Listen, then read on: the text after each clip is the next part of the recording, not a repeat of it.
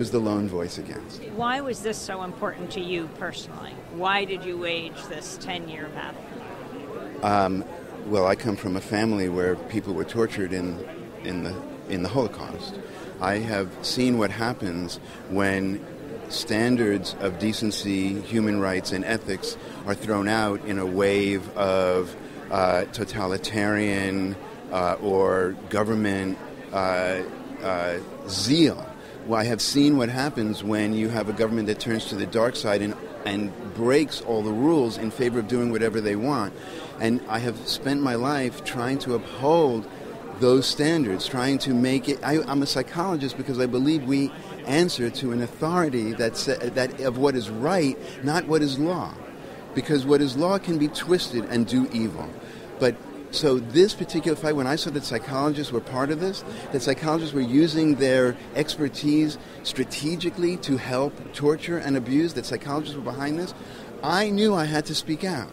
And I did. I didn't expect it to lead to this. I just, spoke out. I'm a psychoanalyst. I usually sit behind the couch silently. But I needed to speak out, and then we joined together with a group of people who spoke out, who felt the same way, and we made the change. And Stephen Saltz, for you personally, why this was so important?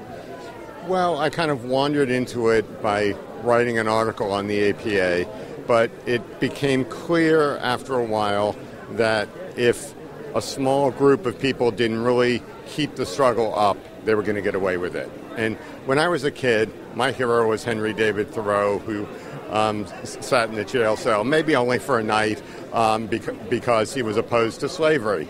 And the image of standing up, and as I explained to my wife sometimes when I would be preoccupied, when I should have been paying more attention to her and my family, I said, I just can't be one of those who doesn't stand up when I have the opportunity. I can't live with myself if that's the case. I've always admired those who did. This was my time to do it. And I knew that if a few of us didn't keep it up, this policy would keep on, and couldn't live with that. Do you feel like you made history today? Definitely. I do. You heard it first, folks. History in the making.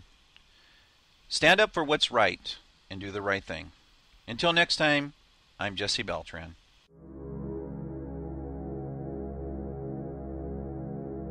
A child born today will grow up with no conception of privacy at all.